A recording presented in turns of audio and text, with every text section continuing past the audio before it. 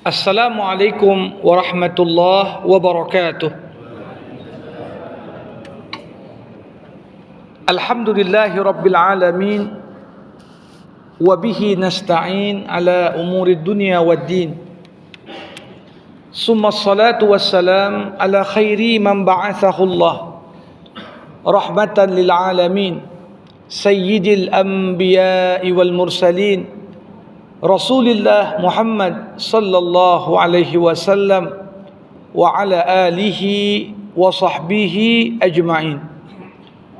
Allahumma allimna ma yanfa'una wanfa'na bima 'allamtana wa zidna ilma innaka antal alimul hakim. Wa ba'd. Bapak-bapak, ibu-ibu, saudara-saudari, kaum muslimin dan muslimat, jamaah di kajian Selasa pagi ba'da subuh di Masjid Al-Jihad yang dirahmati Allah. Marilah kita tak hentinya memanjatkan puja dan puji hanya kepada Allah. Atas limpahan nikmat dan karunia, Allah terus ringankan langkah kita untuk memakmurkan masjid ini dan mengikuti kajian-kajian yang ada di dalamnya. Salawat berangkaikan salam kita hadiahkan kepada Rasulullah Muhammad sallallahu alaihi wasallam. Allahumma salli wa sallim wa barik alaih. Harapan kita semoga kita masuk dalam kelompok pengikut baginda yang mendapatkan syafaat nantinya. Jamaah rahimakumullah, masih dalam kajian kita seputar tafsir surah Al-A'raf, dan kita menuju penutup dari surah Al-A'raf, di mana pada jumpa kita sebelumnya telah kita kaji hingga ayat ke-195 dari surah Al-A'raf ini. Pada pembahasan sebelumnya digambarkan bagaimana Allah Subhanahu wa taala merupakan satu-satunya Tuhan yang layak untuk disembah. Satu-satunya pihak yang paling berhak kita tujukan ubudiyah kita hanya kepadanya. Karena sesungguhnya bukan hanya apa yang dipertuhankan manusia selain Allah, mereka tak menciptakan, mereka juga tidak mampu mendatangkan manfaat, apalagi menolak mudarat. Lebih dari itu, kalaupun kita meminta tolong terhadap mereka, mereka pun tak mampu melakukan apapun. Bahkan Allah Subhanahu wa taala menyindir sembahan-sembahan selain Allah yang disembah dengan mengatakan, alahum arjulun yamshuna biha. Apakah yang kalian sembah dari berhala ataupun apapun bentuknya punya kaki sehingga dia bisa berjalan? Karena hakikatnya kalau manusia membuat berhala, membuat patung, apakah dari semen, apakah dari kayu, apakah dari besi, maka sesungguhnya itu benda mati yang bahkan berjalan pun tak bisa. Amlahum aidin yabtishuna biha. Apa mereka punya tangan? Tangannya bisa bergerak untuk mendatangkan manfaat, apalagi untuk menolak bala? Tidak. Tangannya pun tak mampu memegang sesuatu. Amlahum a'yunun yubsiruna biha. Apakah mereka punya mata? Bukan sekedar bentuk mata, tapi apakah mata itu bisa digunakan untuk melihat? Walaupun manusia saat ini sudah mencapai teknologi yang tinggi di bidang kesehatan, namun manusia belum mampu menciptakan mata seperti mata yang Allah ciptakan. Amlahum azanun yasma'una biha. Apakah mereka punya telinga yang dengannya mereka dapat mendengar? Jadi hakikat berhala itu jangankan menolong, tapi mereka tak bisa bergerak, tak bisa memegang, tak bisa melihat, tak bisa mendengar. Maka dari itu Allah Subhanahu wa taala menantang semua yang mempersekutukannya, kulid'u syuraka'akum summa kiduni fala tunzirun. Panggil berhala-berhala yang kalian sembah, yang kalian anggap sekutu bagi Allah. Bahkan Allah tak segan-segan mengatakan, kiduni, buatlah tipu daya untuk mencelakakanku. Apalagi sampai mencelakakan rasul-rasul utusanku. Semua sekutu-sekutu itu tidak punya kuasa apapun mendatangkan mudarat, apalagi mendatangkan manfaat. Summa fala tunziru, jangan tunda-tunda lagi. Ya. Jamaah rahimakumullah, karenanya di pertemuan hari ini kita akan kaji ayat 196. Allah Subhanahu wa taala berfirman, inna waliyallahu alladzi nazzalal kitab. Sesungguhnya pelindungku, waliku, tempat aku menyerahkan loyalitas dan penghambaanku hanyalah Allah. Kenapa? Allazi nazzalal kitab. Karena dialah Allah yang menurunkan kitab suci. Jadi Allahu waliyul ladzina amanu yukhrijuhum minadh-dhulumati ilan nur. Allah adalah walinya orang-orang yang beriman. Dalam kehidupan kita sehari-hari, istilah wali ini banyak digunakan. Wali kota misalnya. Maksudnya apa? Orang yang mengurusi kota. Karena wali itu dari bahasa Arab, wali murid, orang yang bertanggung jawab atas murid.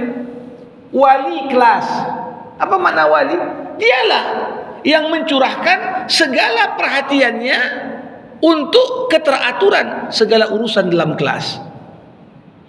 Maka ketika dikatakan Allah wali bagi orang yang beriman, kata wali di sini mengisyaratkan banyak makna. Pertama, Allah dekat dengan orang yang beriman. Kata wali diambil dari akar kata waliya yali, artinya dekat, sebelah. Allah dekat dengan orang beriman. Allah gak pernah tinggalkan kita, tapi justru kadang-kadang kita yang meninggalkan Allah. Makanya makna taubat itu adalah ketika kita sebagai hamba kembali kepada Allah. Allah gak pernah tinggalkan kita, justru kita yang meninggalkan Allah. Ini makna pertama. Wali juga berarti pelindung. Ada wali anak yatim. Maksudnya apa? Dia yang lindungi anak yatim. Allah wali orang yang beriman. Orang yang beriman itu senantiasa dalam perlindungan Allah Subhanahu wa taala. Jadi orang-orang yang beriman senantiasa mengatakan waliku adalah Allah. Kadang-kadang dalam urusan dunia kita tanya, si fulan tu kok bagus sekali karirnya. Langsung tanya, siapa backingnya? Backingnya siapa tuh? Nah, makna wali sini Allah Subhanahu wa taala yang menjadi backup orang-orang yang beriman. Dia yang lindungi, dia yang menjaga, dia yang dekat dan tahu segala hajat dan kebutuhan kita. Karenanya Allah turunkan untuk orang-orang beriman apa? Nazzalal kitab. Dia turunkan kitab suci. Kenapa? Kitab suci inilah yang menjadi petunjuk jalan bagi orang-orang yang beriman agar mereka sampai pada tujuan. Jadi kitab suci kedudukannya sama seperti pentingnya alam semesta beserta segala isinya. Alhamdulillahilladzi khalaqas samawati wal ard. Segala puji bagi Allah yang menciptakan langit dan bumi. Di ayat lain Allah katakan, Alhamdulillahilladzi anzala ala abdihil kitab. Segala puji bagi Allah yang menurunkan kitab suci kepada para hambanya. Jadi di sini kita melihat Apalah nilai sebuah kampus, sebuah sekolah, bangunannya bagus, desainnya modern, tapi orang sampai ke sana nggak ada buku profilnya, nggak ada keterangan fakultas apa aja di situ, tak ada keterangan siapa-siapa aja dosen yang ngajar di sana. Bangunan yang bagus harus disertai dengan administrasi dan manajemen yang bagus, kan begitu. Maka alam semesta beserta segala isinya yang begitu megah, yang begitu sempurna, yang begitu indah, tak lengkap kalau kita biarkan kehidupan di dunia ini berjalan tanpa ada aturan. Makanya Allah katakan, dialah Allah, waliku adalah Allah. Siapa Allah? Yang turunkan kitab suci, yang membuat aturan, memastikan kita sampai kepada apa yang kita tuju semua. Dan dialah Allah wali kita, wa huwa yatawallas salihin. Dialah Allah yang memelihara, menjaga orang-orang yang saleh. Dialah yang melindungi kita. Makanya orang yang soleh itu tak pernah dia merasa takut. Kenapa? Kalau Allah bersamamu, siapa pula yang berani mengganggumu? Kalau Allah menjadi musuhmu, siapa pula yang mampu membelamu? Inilah hakikat yang perlu untuk kita ingat.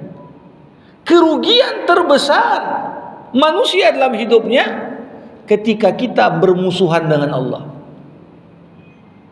Makanya dalam sebuah hadis qudsi dikatakan, ya ibadi utlubni tajidni wa idza wajadtani wajadta kulla syai wa in fittuka fataka kullu syai wa ana ahabbu ilaika min kulli syai.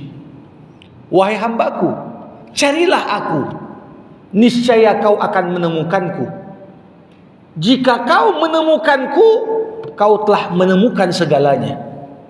Ketika kau kehilanganku, kau akan kehilangan segalanya. Dan aku lebih kau cintai dibandingkan apapun di alam semesta ini. Ini perkataan Allah yang menggambarkan kepada kita, seketika kita menjaga kesalehan, tergolong kepada hamba-hamba Allah yang saleh, maka Allah berjanji melindungi kita, menjaga kita, menjauhkan dari kita segala mara bahaya yang mungkin mengganggu kehidupan kita. Wa huwa yatawallas salihin. Dialah Allah yang mengayomi, melindungi, menjaga segala urusan orang-orang yang saleh. Jamaah rahimakumullah. Sebaliknya Pak, walladzina tad'una min duni la yastati'una nasrakum. Adapun orang-orang, pihak-pihak yang kalian seru selain Allah, apakah dia berhala, apakah dia para diktator yang kalian menjilat dan memuja-memujinya, apakah dia harta benda, apakah dia kedudukan yang kalian anggap labelnya setinggi Tuhan, la yastati'una nasrakum, itu semua takkan mampu dan sanggup untuk menolong kalian. Jadi satu-satunya yang dapat menolong siapa? Allah. Kenapa hampir 2 miliar penduduk muslim di muka bumi tidak pada kondisi yang ideal? Rata-rata di mana ada negara mayoritas penduduknya Islam, justru menjadikan negara-negara adikuasa sebagai pelindungnya. Bukan minta perlindungan sama Allah. Udah, kita ikut sama Amerika saja. Nanti kalau diserang ada Amerika yang lindungi kita. Udah, kita berlindung di balik Cina saja. Kalau ada masalah, Cina yang lindungi kita. Udah, kita koalisi saja sama Rusia. Nanti kalau diserang ada Rusia yang bela. 300 hari lebih ditunjukkan di mata umat manusia di seluruh dunia bagaimana penduduk Gaza yang jumlahnya sedikit, tapi ketika mereka minta perlindungan sama Allah, terbukti seluruh perbatasan pun bahkan membuka diri untuk diserang saudaranya yang lain. Tapi bisa enggak 300 hari lebih berlalu jatuh Gaza? Enggak. Satu lagi, ayat ini membuktikan walladzina tad'una min duni, kalau kalian menyeru selain Allah, minta perlindungan padanya, minta pembelaan darinya, maka sesungguhnya yang demikian itu justru tak menambah bagi kita kecuali kehinaan. La yastati'una nasrakum wala anfusahum yansurun. Apa yang kita anggap sebagai backing kita, pelindung kita, penolong kita, jangankan nolong kita, nolong diri mereka sendiri pun tak mampu. Jadi jamaah rahimakumullah, disinilah koreksi yang perlu untuk kita perhatikan. Apa mungkin mereka mau melindungi kita melebihi perlindungan mereka untuk diri mereka masing-masing? Enggak mungkin. Mungkin mereka bantu lindungi ketika masih ada kepentingan, tapi sebatas kepentingan mereka itu dijaminkan. Tapi setelah kepentingannya enggak lagi berjalan, apa mereka peduli? Maka mintalah pertolongan dan perlindungan hanya kepada Allah yang melindungi hambanya yang beriman tanpa kepentingan. Walladzina tad'una min duni, semua berhala-berhala, sekutu-sekutu bagi Allah yang kalian berdoa kepadanya, minta bantuan kepadanya, jangankan menolong kalian, menolong diri mereka pun mereka tak sanggup. Maka dari itu Allah katakan, wa in tad'uhum ilal huda la yasma'u.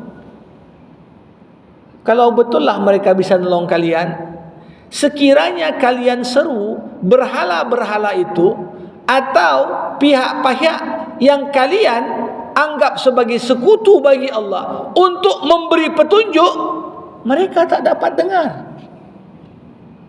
Jangankan mereka kasih petunjuk, mereka pun membutuhkan petunjuk. Makanya saya contohkan pada jumpa kita di pekan yang lalu, bagaimana Ibrahim alaihissalam mencemooh semua para penyembah berhala yang kemudian ingin menghukum Ibrahim dengan tuduhan menghancurkan berhala-berhala Tuhan mereka. Ibrahim mengatakan, kok salahkan aku? Tanyalah sama mereka, siapa yang ngancurin?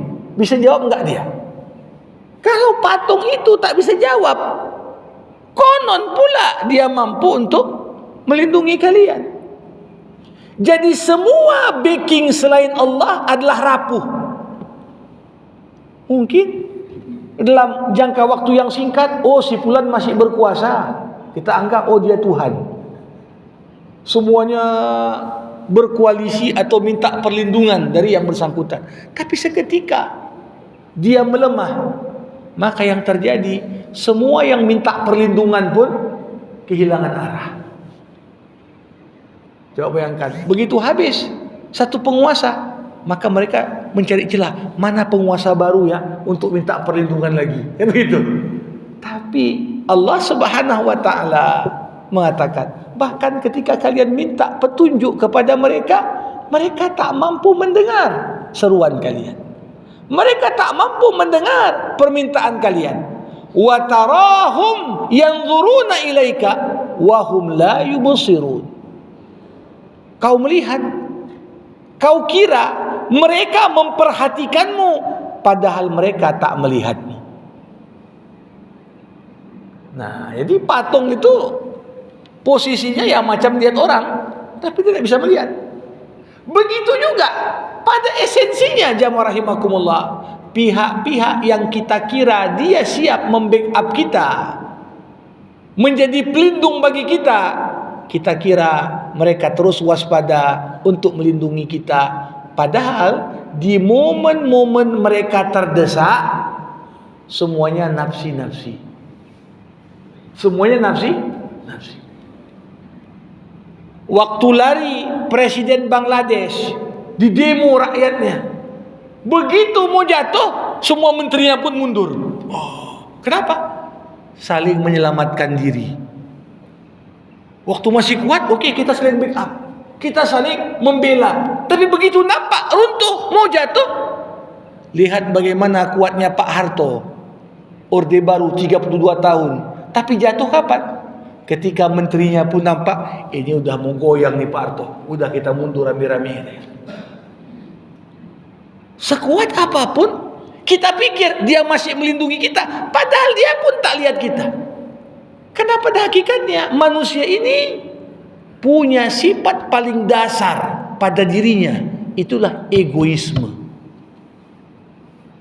Makanya di akhirat kelak, jangankan istri, jangankan anak, jangankan orang tua, jangankan follower, jangankan influencer, kalau sudah ditanya pertanggungjawaban atas amal masing-masing, saling tak kenal. Yauma yafirrul mar'u min akhihi wa ummihi wa abihi wa sahibatihi wa banihi likulli imri'in minhum sya'nun yughni. Pada hari itu seorang lari, ya, dari saudaranya, lari dari ayah dan ibunya, lari dari istri dan anaknya. Setiap orang disibukkan dengan urusannya masing-masing. Yang kita anggap sebagai pembela kita, yang membackup kita, semuanya mengucapkan goodbye, selamat tinggal, urusanku sekarang berat nih, gak sempat lagi ngurusi kau. Jamaah rahimakumullah. Maka satu-satunya pelindung yang takkan meninggalkan kita di momen-momen sulit siapa? Allah. Dialah pelindung orang beriman. Ketika Musa alaihi salam bersama Bani Israel berlari menuju Laut Merah, dikejar oleh Fir'aun dan bala tenteranya dengan kereta, kuda dan segala perlengkapan lainnya. Bayangkan yang lari, yang mengejar naik kereta kuda, ya pasti walaupun mereka berjalan duluan akan tersusul. Di saat jarak antara Musa dengan Fir'aun semakin dekat, sudah mulai masuk putus asa dalam hati Bani Israel. Habislah kita nih Musa, terkejar kita ini. Lihat udah makin dekat jarak antara kita dengan mereka. Tapi lihat apa kata Musa saat kaumnya berkata, inna lamudrakun, kita pasti akan tersusul, kata Bani Israel. Tapi jawaban Musa apa? Kalla, sekalipun tidak, kata Musa. Inna ma'iya rabbi sayahdin, bersamaku ada Tuhanku yang akan menunjukkan jalan keluar untukku. Yakin dia. Kenapa? Karena backingnya Allah. Kalau backingnya manusia, begitu nampak momen-momen keruntuhan, kejatuhan, semuanya nafsi-nafsi. Tapi apa yang terjadi? Disinilah gambaran wa tarahum yanzuruna ilaik wa hum la yubsirun. Kau kira mereka melihatmu, padahal mereka tak memperhatikanmu. Yang mereka perhatikan hanyalah kepentingan masing-masing. Begitu kepentingannya terhadapmu habis, udah kau dibuang. Begitu kepentingan terhadap dirimu selesai, udah engkau enggak berharga lagi di hadapannya. Begitulah ketika kita menghamba kepada selain Allah, nilai kita sebesar nilai kepentingan pihak yang berkuasa itu pada kita. Begitu selesai, ya udah. Bahkan tak jarang kadang-kadang kita dikorbankan demi kepentingannya. Udah, biarkan aja satu orang gak tangkap tuh deh. Yang penting kita selamat. Jamaah rahimakumullah.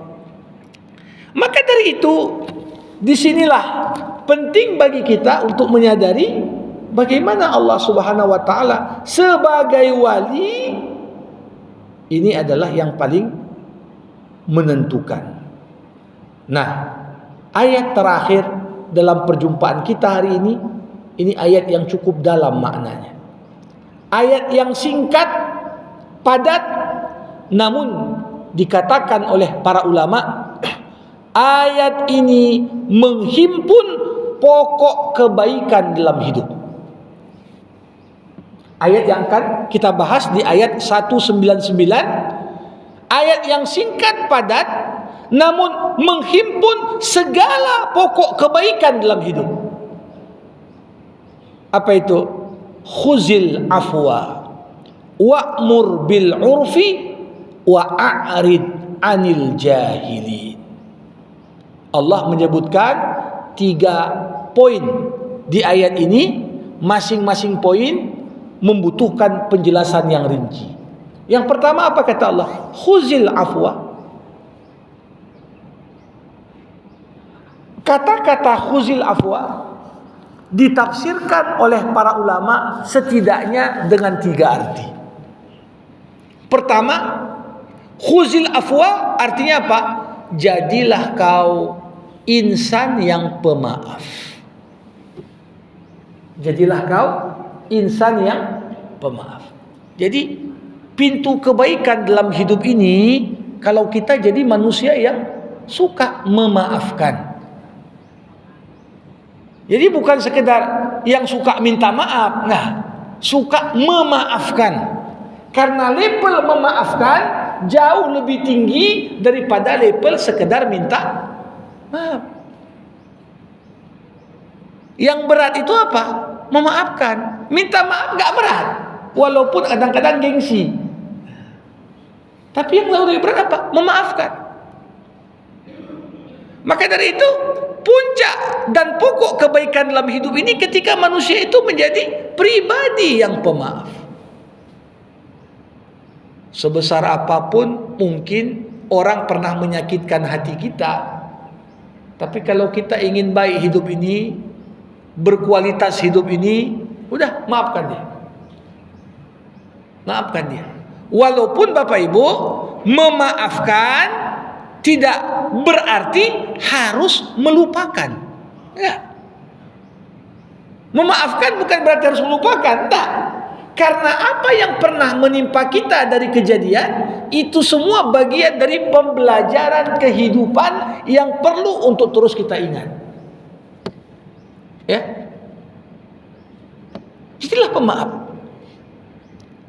Ketika, makanya maaf itu banyak bentuknya. Ada orang menzalimi kita, mengambil hak kita, kita maafkan. Termasuk mengikhlaskan orang berutang tak dibayar, itu namanya maaf juga.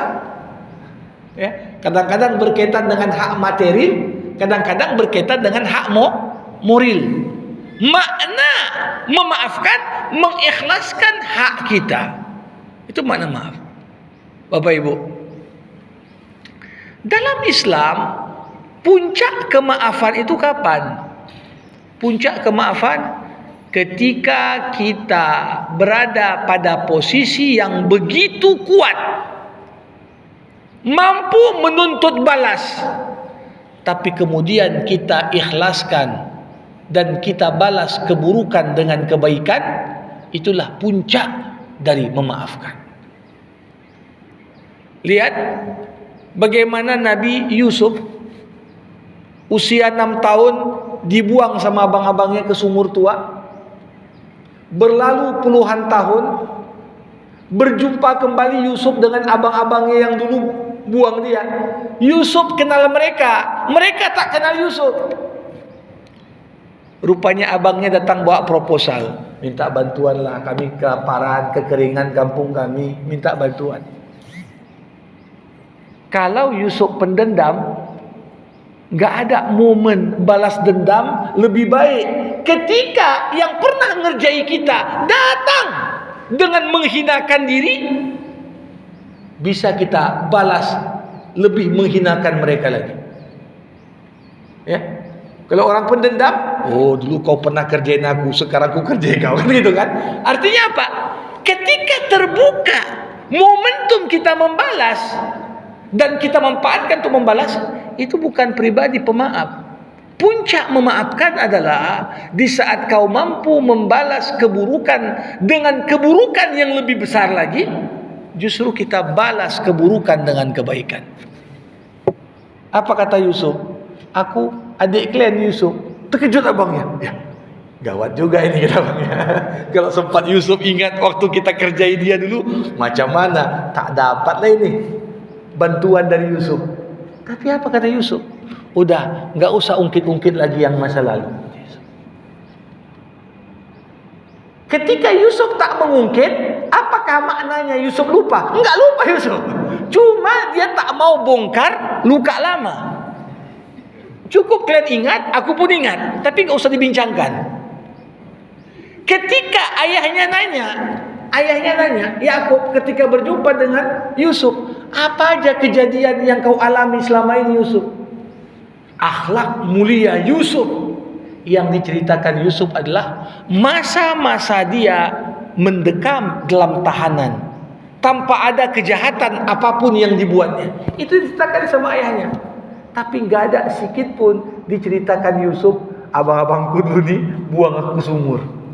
Padahal Bapak Ibu, kalau mau dibandingkan mana lebih menakutkan, anak umur 6 tahun masuk sumur atau seorang usia belasan tahun masuk penjara? Yang namanya masuk penjara, makan, minum jelas. Sumur ini, apalagi sumur tua, kalau bukan karena Allah menakdirkan ada kafilah dagang lewat jalan itu, padahal jalan itu jalan yang memang tak pernah dilalui orang, dipilih memang tempat yang sangat asing. Tapi begitulah, kalaupun sekelompok orang bersepakat untuk mencelakakanmu, tapi Allah tak izinkan kau celaka, maka seluruh usaha mencelakakanmu itu tidak akan berhasil. Ini makna tauhid. Ketika kita sadar, dan puncak memaafkan adalah ketika kita memaafkan saat kita berkuasa. Rasulullah saat membebaskan kota Mekah, dikumpuli orang yang dulu ngusir dia dari Mekah, dikumpuli mantan pembunuh bayaran yang ngejar Nabi dulu sebagai buron, dikumpuli di depan Ka'bah. Nabi bertanya, kira-kira apa putusanku untuk kalian? Kata Rasul, kira-kira ma tadhunnuna anni fa'ilun bikum, kira-kira apa yang aku perbuat untuk kalian? Semuanya udah sadar berapa banyak kejahatan kita untuk Muhammad. Kalau dibuat list dan rincian mungkin panjang kali. Tapi semuanya sadar. Di momen yang begitu lemah tadi, semuanya memelas kasihan Nabi Muhammad. Akhun karim, ibnu akhin karim, kau saudara kami yang mulia, anak saudara kami yang mulia. Memelas kasihan. Tolonglah, janganlah apa-apain kami. Tapi apa kata Rasulullah? Di tengah orang banyak, dan tak ada siapapun yang ketika itu berani melawan putusan Nabi. Kenapa? Bersama Nabi 100.000 pasukan mengepung ke Mekah dari segala sisi. Tapi begitu mereka minta maaf, minta ampunan, apa kata Nabi? Idhabu fa antumut tulaqa. Bubar semua, kesalahan lama kalian sudah kumaafkan semua. Ini namanya memaafkan. Ada juga orang memaafkan Bapak Ibu, memaafkan karena keterpaksaan. Ada juga ini walaupun ya maaf, tapi poinnya nggak besar. Ditengoknya, yang menzalimiku ini besar kali badannya, aku kecil, atau mungkin balas ini. Yang menzalimiku uangnya lebih banyak, aku miskin, tak mungkin ku balas dia. Yang menzalimiku berkuasa, aku rakyat jelata, tak mungkin aku maafkan dia, aku balas dia. Akhirnya apa? Dengan penuh keterpaksaan, ya udahlah, karena nggak bisa apa-apa, maafkan aja lah. Memaafkan di momen keterpaksaan ini nggak sepenuh hati. Kenapa? Masih ada dalam hati pengen tuh balas, cuman gak ada kesempatan, kan begitu. Ya. Makanya jamaah rahimakumullah, orang yang mampu memaafkan di saat berkuasa, apakah dia muslim atau bahkan non muslim sekalipun, ini menunjukkan kebesaran jiwa yang bersangkutan. Siapa yang tak kenal Nelson Mandela? Nelson Mandela, bayangkan Bapak Ibu, keluar masuk penjara berapa tahun? 27 tahun. Gara-gara dia memperjuangkan hak orang-orang kulit hitam di kampung halamannya sendiri, Afrika Selatan. Sebelum Nelson Mandela berkuasa, sistem yang dipakai apartheid, sistem yang membuat kelas sosial berdasarkan warna kulit. Kalau orang kulit putih bisa jadi presiden, menteri, yang kulit hitam jadi babu, jadi pekerja kasar. Gak mungkin orang kulit hitam masuk ke pemerintahan. Tapi setelah di demo dan akhirnya sistem apartheid itu jatuh, terpilih secara demokratis Nelson Mandela pertama kali. Usianya ketika itu udah gak muda lagi. Setelah diangkat jadi presiden Afrika Selatan, ditanya sama wartawan, Mr. President, apakah Anda memaafkan apa-apa yang dibuat orang kulit putih kepada Anda sebelum Anda jadi presiden? Apa jawaban Nelson Mandela? Ini padahal dia bukan seorang muslim. Beliau katakan yang diingat sejarah. Forgive, yes.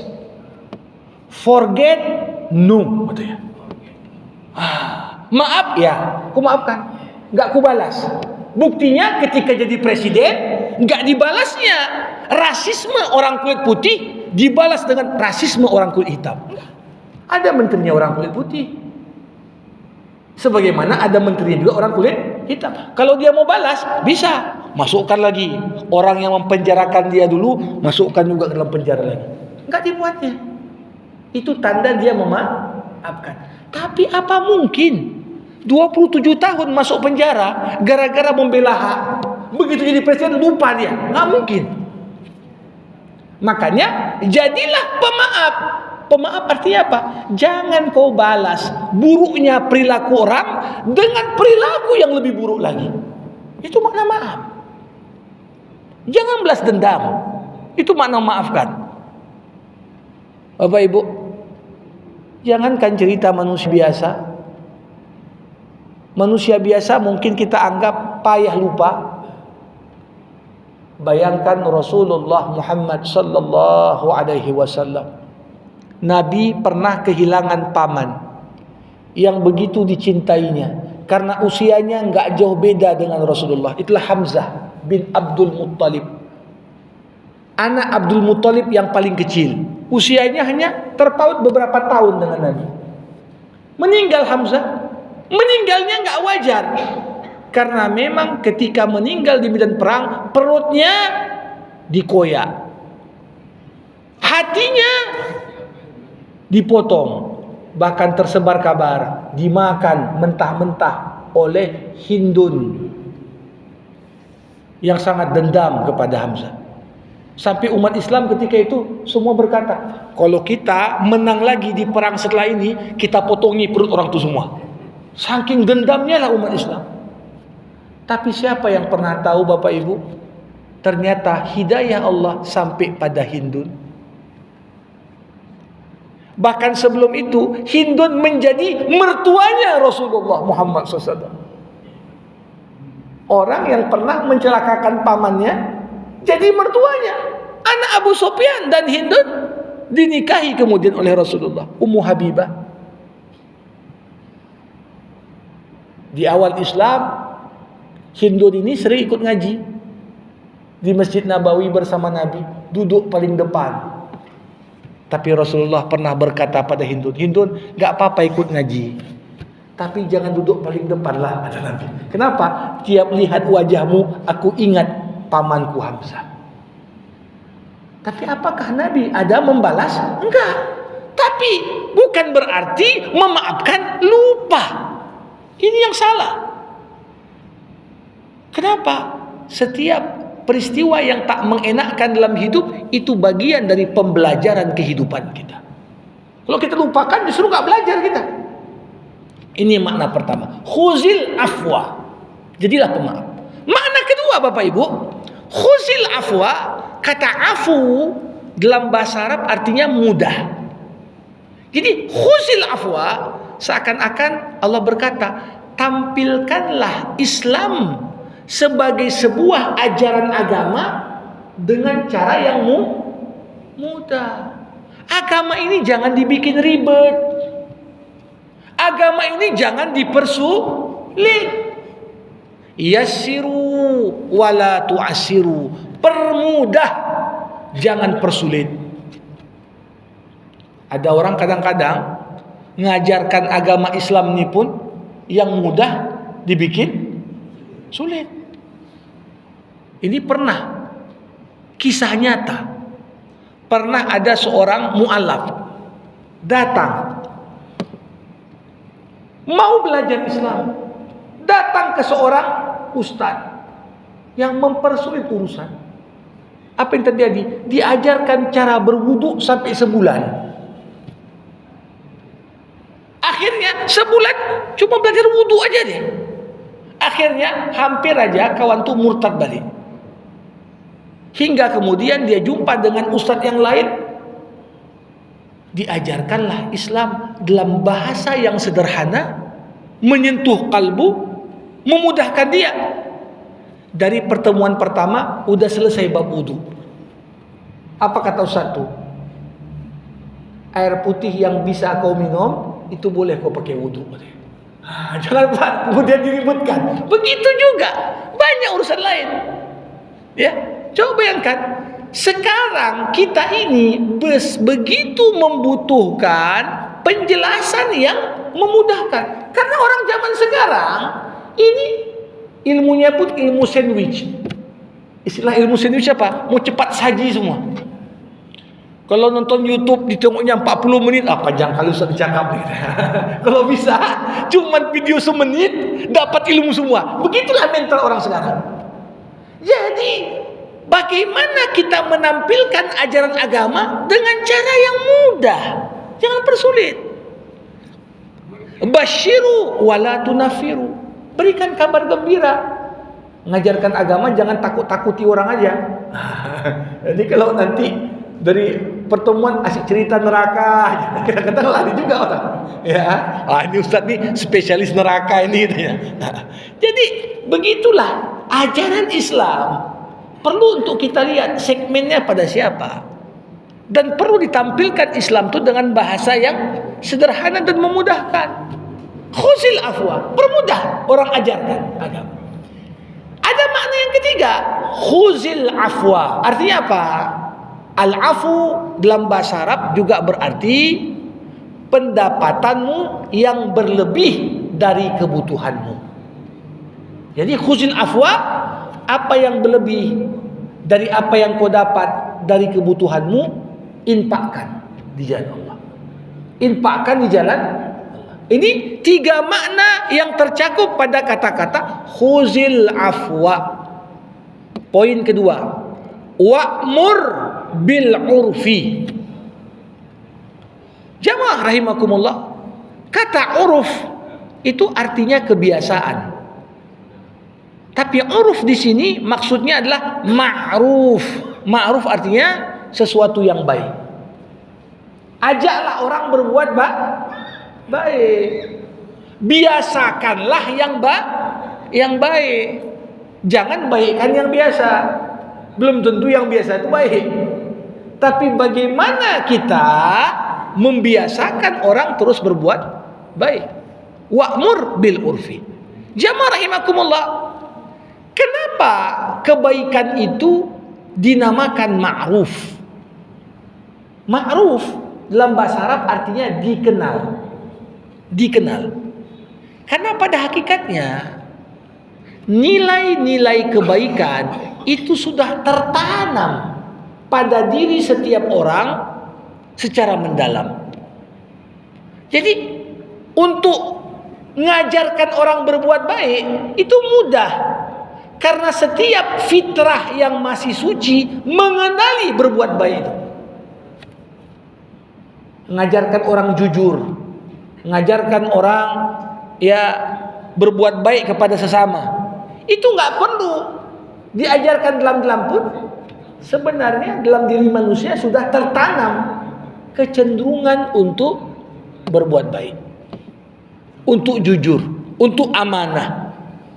Ini makna. Sebaliknya, kenapa yang buruk itu dalam agama disebut mungkar? Karena setiap pribadi orang mengingkari secara fitrahnya segala perbuatan buruk. Anak-anak kecil aja Bapak Ibu, begitu dia buat salah, gak tenang dia. Itu anak kecil yang masih bersih fitrahnya.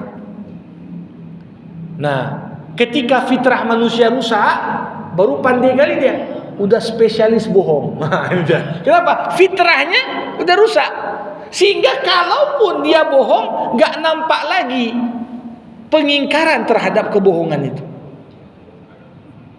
Istilah dalam kadang-kadang ada split personality, ada semacam kepribadian ganda. Artinya apa? Bersandiwara udah menjadi hal yang biasa dia. Pencitraannya sudah kalah artis-artis yang mungkin yang dapat penghargaan dunia. Saking pandainya lah dia berbohong. Wa'mur bil urfi, perintahkan untuk berbuat baik. Tapi ada poin ketiga, ini melengkapi dua poin sebelumnya. Wa'arid anil jahili, berpalinglah kau dari orang-orang jahil. Orang-orang jahil, berpalinglah kau dari orang jahil. Bapak Ibu, sering kita mengartikan orang jahil itu orang yang bodoh. Orang bodoh kita artikan orang yang gak berilmu. Sebenarnya ini kurang tepat. Jahil dalam Al-Quran bukan berarti gak berilmu. Orang yang jahil di kepalanya penuh dengan informasi, tapi sayangnya informasinya tak sesuai dengan kebenaran. Nah itu dia. Jahil adalah orang yang punya banyak informasi, tapi informasi dan pengetahuan itu menyelisihi ajarannya Allah. Itulah jahil. Kalau orang gak punya ilmu, enak diajarkan. Yang payah diajarin itu apa? Orang yang merasa pandai, orang yang merasa berilmu, padahal jahil. Ketika kita sadar, aku tak punya ilmu, belajar mudah. Tapi ketika orang merasa, aku kan sudah intelek, masa belajar masih bulan? Walaupun kadang-kadang isi kepala itu penuh dengan kontradiksi, penuh dengan pengetahuan yang menyelisihi kebenaran. Nah, inilah yang disebut dengan jahil. Maka orang-orang yang beriman bukan hanya dia suka memaafkan, mampu menampilkan Islam dengan mudah.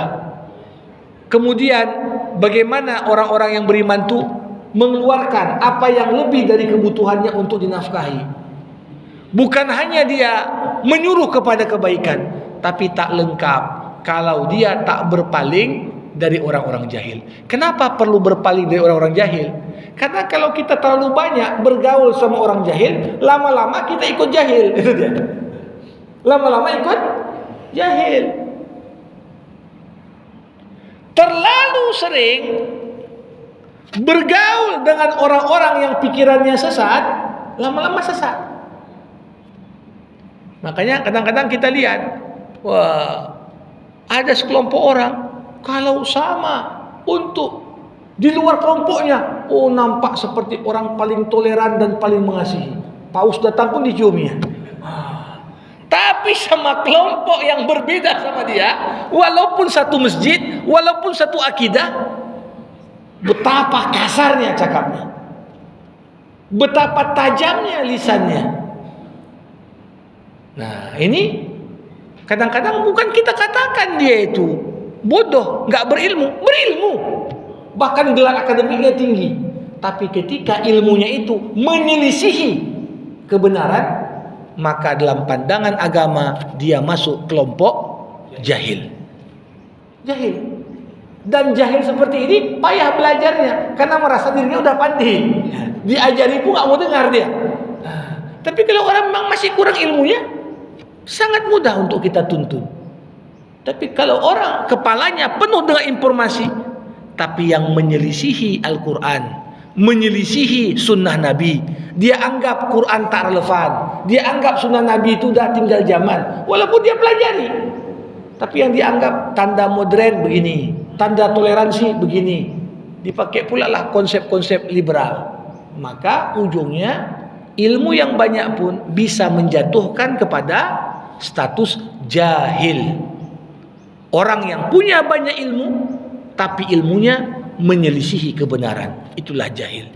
Ini yang dapat saya sampaikan di kesempatan singkat di pagi hari yang berbahagia ini. Sebelum saya tutup, kita buka kesempatan diskusi dan tanya jawab.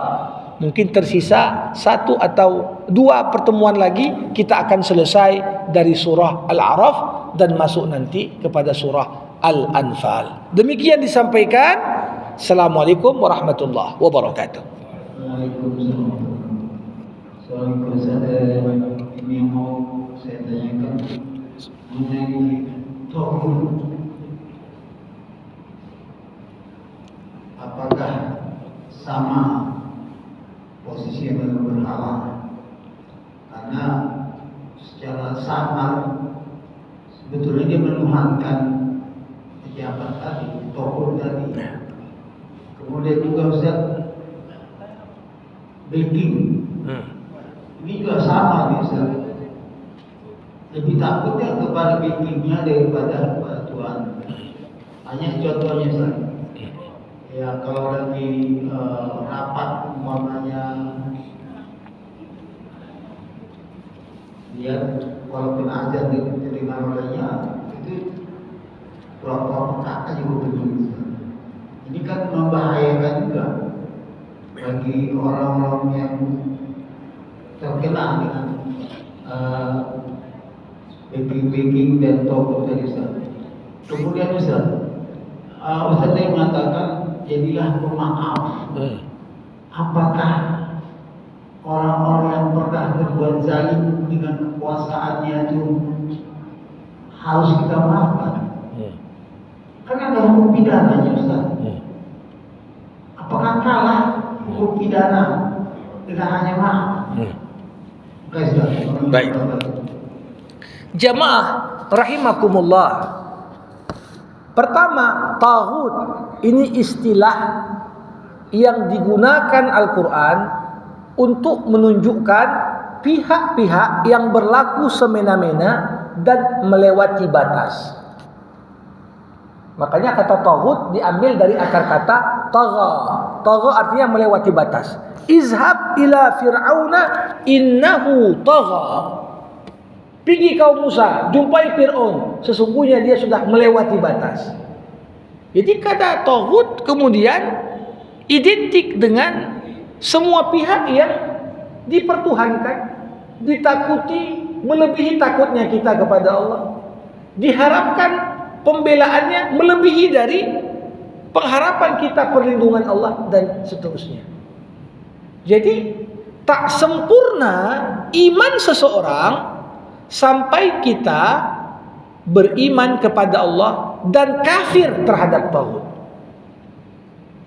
Jadi kalau kita beriman pada Allah tapi masih juga cari taghut, ini belum sempurna iman. Faman yakfur bit-taghut wa yu'min billah faqad istamsaka bil urwatil wuthqa. Siapa yang kufur terhadap taghut dan dia beriman kepada Allah, itulah yang dianggap orang yang berpegang pada tali yang kokoh. Jadi kalau beriman sama Allah, tapi di waktu bersamaan masih menghamba pada tauhid, ini imannya belum sempurna atau bahkan bisa rusak. Nah, tentunya banyak memang orang yang karena kepentingan dunia tadi takutnya kepada tauhid melebihi takutnya sama Allah. Tapi saya tak bosan menceritakan kisah ketika ada seorang gubernur di masa Yazid bin Muawiyah, ya, berkuasa, dan dia dikenal sebagai raja yang zalim, banyak nyuruh orang yang enggak betul, bahkan dia yang memerintahkan supaya Husain dibunuh. Nah, ketika itu seorang gubernur datang menghadap Imam Hasan Basri. Macam mana ini, Imam? Aku disuruh sama khalifah untuk lakukan sesuatu yang dilarang Allah. Apa yang harus aku buat? Dijawab oleh Hasan Basri, sesungguhnya Allah Maha Kuasa melindungimu dari Yazid, tapi Yazid tak punya kuasa melindungimu dari Allah. Ini kalau orang yang imannya benar. Tapi kalau sampai lebih berani dia melanggar aturan Allah dibanding aturan tauhid, nah di sini maka orang tersebut sedang mencelakakan dirinya sendiri. Karena konsekuensi dari bagaimana ketundukannya kepada tauhid yang melanggar aturan Allah itu juga bukan hanya masuk pada syirik yang kecil, bahkan bisa sampai kepada penghambaan kepada selain Allah. Itu yang pertama. Yang kedua tadi ya, Bapak Ibu, dalam Islam ketika ada orang zalim, ketika kita maafkan, apakah kemaafan kita menggugurkan pertanggungjawaban publik si pembuat zalim? Enggak. Konteks hubungan aku dengan dia udah aku maafkan, tapi konteks hubungan dia sama masyarakat enggak. Jadi makanya dalam Islam orang mencuri, Bapak Ibu, mencuri, ternyata kasusnya itu dibawa ke pengadilan, ya, diputuskan oleh hakim, ini hukumannya potong tangan. Tiba-tiba keluarga yang dicuri memaafkan, udahlah kami maafkanlah kau, yang penting kau balikkan aja barang yang kau curi. Apakah dengan dimaafkan oleh korban gak dihukum lagi si pelaku? Jawabannya tidak. Karena segala bentuk kejahatan yang dilakukan, korbannya itu dua. Pertama, korban langsung. Yang kedua, korban tidak langsung. Siapa korban langsung? Masyarakat, semua korban juga, walaupun belum dicuri. Karena dengan kasus pencurian itu hilang rasa aman masyarakat. Jadi pertanyaannya, kalaupun kita maafkan, apakah orang zalim lepas dari jeratan hukum? Enggak. Karena ada konteks hubungannya dengan masyarakat. Makanya banyak orang udah mau habis jabatan sering minta maaf dia. Ya, minta maaf. Apakah dengan minta maaf enggak diusut kasusnya? Enggak. Jadi walaupun seorang pencuri udah minta maaf, dimaafkan, dia balikkan, kalau sudah sampai ranah hukum tetap harus diproses. Karena itu hak masyarakat mendapatkan keadilan. Nah, jadi kalau kita melihat ini sesuatu yang penting. Kenapa? Hukum itu dua tujuan. Hukuman itu dua tujuan. Pertama, buat jera si pelaku. Yang kedua, menutup celah supaya orang tidak mengikuti perbuatan si pelaku. Okelah kita maafkan dia. Apakah dia kemudian jadi jera? Belum tentu. Nanti buat lagi. Atau kalau orang lain melihat, si fulan udah jalim sekian tahun, dimaafkan juga ujungnya, akhirnya orang pun pengen mengulang lagi. Makanya Bapak Ibu, terlepas kita bilang hukuman zina dalam Islam itu keji, perempuan yang sudah menikah berzina dilempari batu sampai mati. Laki-laki yang sudah menikah berzina dilempari batu sampai mati. Itu hukumannya. Kalau belum menikah dicambuk 100 kali. Pertanyaannya, di zaman Nabi berapa kasus? Berapa kasus?